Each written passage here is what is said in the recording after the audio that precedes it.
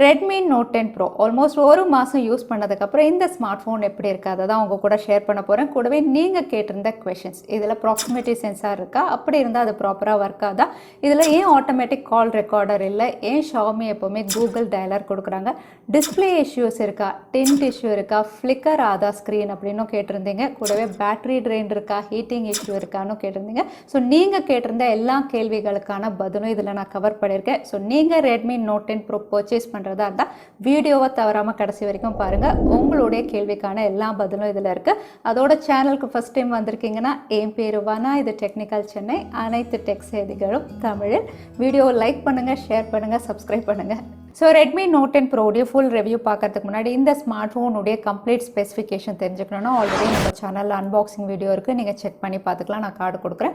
கூடவே இந்த smart ஃபோனுடைய user இன்டர்ஃபேஸை எவ்வளோ ஈஸியாக ஒர்க் பண்ணணும் அப்படின்னா டிப்ஸ் அண்ட் ட்ரிக்ஸ் வீடியோவும் இருக்குது, அதுக்கும் நான் கார்டு கொடுக்குறேன், டிஸ்கிரிப்ஷன்லையும் கொடுக்குறேன், நீங்கள் செக் பண்ணிக்கலாம்.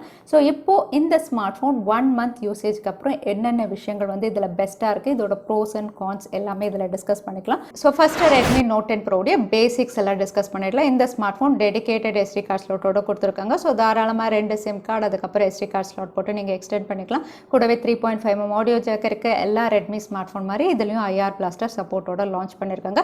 அடுத்ததாக call quality and carrier aggregation எந்த பிரச்சனையுமே இல்லை, நல்லா இருக்கு. ஏர்டெல், ஜியோ, வோடஃபோன் எல்லா சிம் கார்டுலையுமே வந்து உங்களுக்கு கால் குவாலிட்டி நல்லா இருக்கு.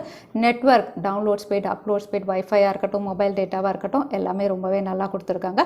இந்த ஸ்மார்ட் ஃபோனில் ப்ராக்சிமிட்டி சென்சார் இருக்கா அப்படின்னு நிறைய பேர் கேட்டிருந்தீங்க. எல்லா ஸ்மார்ட் ஃபோன்ஸ் மாதிரி இதுலேயும் ப்ராக்சிமிட்டி சென்சாரோட தான் லான்ச் பண்ணியிருக்காங்க. அதில் ஏதாவது இஷ்யூ இருக்கான்னு கேட்டிருந்தீங்க. எஸ், லான்ச் ஆனப்போ வந்து ப்ராக்சிமிட்டி சென்சாரில் பிரச்சனை இருந்தது.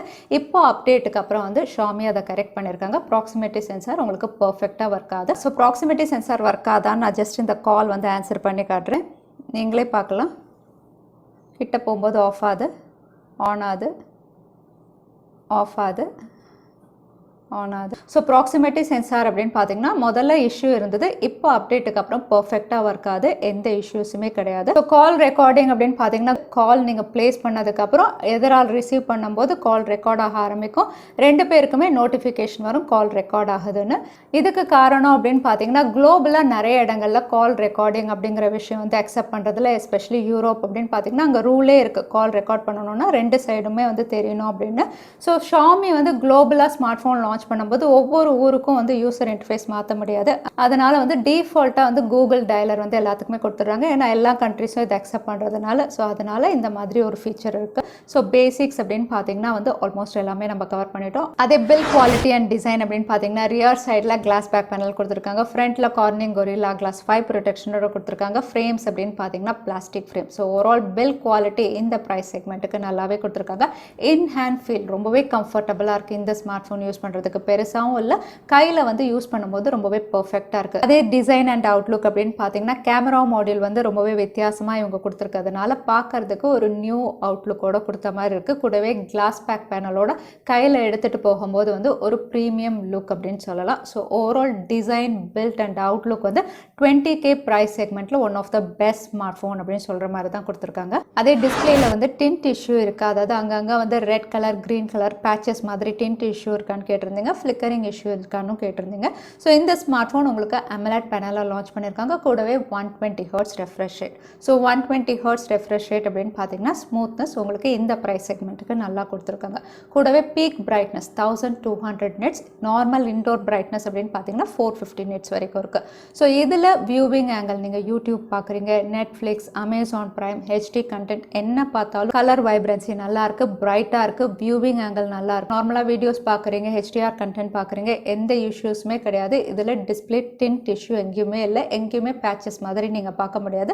AMOLED பேனலில் டிஸ்பிளே ரொம்பவே நல்லா கொடுத்துருக்காங்க. அதே ஃப்ளிக்கரிங் இஷ்யூ அப்படின்னு பார்த்தீங்கன்னா ஆல்ரெடி நான் அன்பாக்சிங்கில் சொன்ன மாதிரி தான், வெறும் அந்த ஃப்ளோட்டிங் விண்டோ மெனு ஆப்ஷன் நீங்கள் சர்ச் பண்ணி பிரைட்னஸ் கம்மி பண்ணி மேலேருந்து ஸ்வைப் டவுன் பண்ணி பார்த்தா இப்போவும் வந்து ஸ்லைட்டாக உங்களுக்கு ஃப்ளிக்கர் ஆகுது. வேறு எந்த மெனு ஆப்ஷன்ஸும் போய் பார்த்தீங்கன்னா எங்கேயுமே ஃப்ளிக்கரிங் கிடையாது. நார்மலாக நீங்கள் ஹோம் ஸ்க்ரீனாக இருக்கட்டும், எத்தனை ஆப்ஸ் நீங்கள் ஓப்பன் பண்ணி யூஸ் பண்ணுங்கள், எதுலுமே எதுலேயுமே உங்களுக்கு ஃப்ளிக்கரிங் கிடையாது. So normal day to day ஆக்டிவிட்டியில் உங்களுக்கு டிஸ்பிளே பொறுத்த வரைக்கும் எந்த இஷ்யூஸுமே இல்லை, ரொம்பவே பர்ஃபெக்டாக கொடுத்துருக்காங்க. இன்னும் சொல்ல போனால் 20,000 ப்ரைஸ் செக்மெண்ட்டுக்கு பெஸ்ட் டிஸ்பிளே செக்மெண்ட் அப்படின்னு சொல்லலாம். அதோட AMOLED பேனலில் இந்த ஸ்மார்ட் ஃபோன் லான்ச் பண்ணியிருந்தாலும் in display finger print sensor கிடையாது, சைட் மவுண்டட் ஃபிங்கர் பிரிண்ட் சென்சாரோட தான் கொடுத்துருக்காங்க.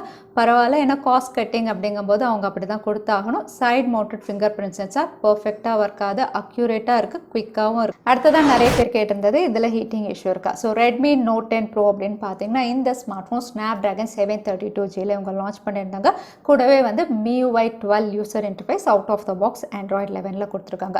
ஸோ இந்த Snapdragon 732G அப்படின்னு பார்த்தீங்கன்னா இதோட Antutu scores almost 720 and 730G எப்படி இருக்குமோ அதே மாதிரி தான் இருக்கும். இது ஓவர் கிளாக்ட் வெர்ஷன் அப்படிங்கிறதுனால அதை விட உங்களுக்கு கொஞ்சம் பெட்டராக பெர்ஃபார்ம் பண்ணும். So normal day to day activities, நான் மூவிஸ் பார்ப்பேன், யூடியூப் பார்ப்பேன், அதுக்கப்புறம் நிறைய ஆப்ஸ் ஓப்பன் பண்ணி ஷாப்பிங் பண்ணுவேன், எந்த இஷ்யூஸுமே கிடையாது. இது பெஸ்ட்டாக உங்களுக்கு ஹேண்டில் பண்ணும் இந்த சிப்செட். அதே கேம்ஸ் அப்படின்னு பார்த்தீங்கன்னா அகெயின் அதுவும் உங்களுக்கு நல்லா தான் ஹேண்டில் பண்ணும். நீங்கள் ஒரு வேளை வந்து ஒரு நார்மல் கேமராக இருந்தால், ஃபார் எக்ஸாம்பிள் ஒரு மணி நேரம் கேம் விளையாடுவீங்க அப்படிங்கும்போது 732G அப்படின்னு பார்த்தீங்கன்னா 120 Hz ரெஃப்ரெஷ் ரேட்டோட உங்களுக்கு ரொம்பவே ஸ்மூத்தாக இருக்கும். அதே நீங்கள் அதிக நேரம் விளையாடும் போது கண்டிப்பாக ஆஸ்வால்ட் இதிலெல்லாம் நான் ஃப்ரேம் ட்ராப்ஸ் பார்க்க தான் செஞ்சேன். கால் ஆஃப் டியூட்டியாக இருக்கட்டும், ஹை ஹெண்ட் கிராஃபிக் கேமாக இருக்கட்டும், எல்லா இதுலையுமே நீங்கள் ஃப்ரேம் ட்ராப்ஸ் பார்ப்பீங்க. அது ஹீட்டிங் இஷ்யூ பொறுத்த வரைக்கும் அதிக நேரம் விளையாடும் போது நான் மேக்ஸிமம் டெம்பரேச்சர் ரெக்கார்ட் பண்ணது அப்படின்னு பார்த்தீங்கன்னா 45 to 46 வரைக்கும் ரெக்கார்ட் பண்ணேன். இது வந்து ஹீட்டிங் இஷ்யூ அப்படின்னு சொல்ல முடியாது, ஏன்னா வந்து அதிக நேரம் கேம் விளையாடும் போது எந்த ஸ்மார்ட் ஃபோன்னாலும் உங்களுக்கு வார்ம் ஆக தான் செய்யும்.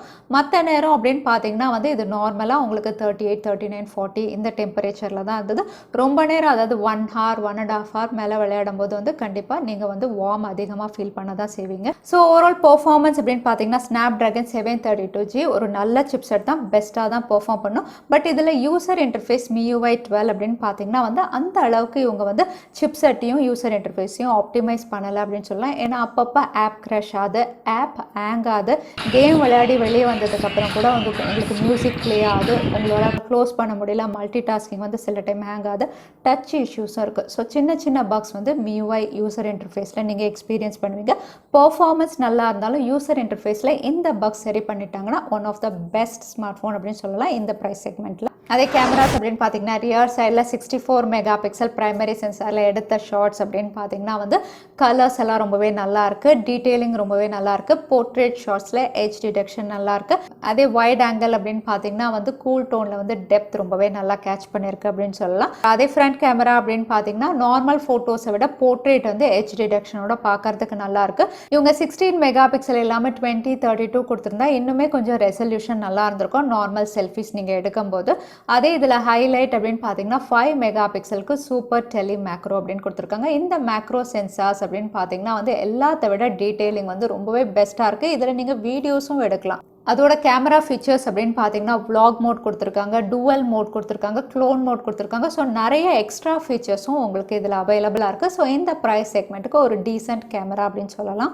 அதோட video quality, colours and detailing நல்லாயிருக்கு. OIS சப்போர்ட் எதுவுமே இல்லைனாலும் வந்து ஓரளவுக்கு ஸ்டெபிளைஸ்டு வீடியோ இதை ரெக்கார்ட் பண்ணுது அப்படின்னு சொல்லலாம். அதே ஆடியோ அப்படின்னு பார்த்தீங்கன்னா வந்து ஸ்டீரியோ ஸ்பீக்கர்ஸோட கொடுத்துருக்கிறதுனால ரொம்பவே லவுடாக இருக்குது. ஸோ இந்த ப்ரைஸ் செக்மெண்ட்டுக்கு பெஸ்ட் ஸ்டீரியோ ஸ்பீக்கர்ஸ் அப்படின்னு சொல்லலாம். லவுட் அண்ட் கிளியராக நீங்கள் வந்து லிசன் பண்ணலாம்.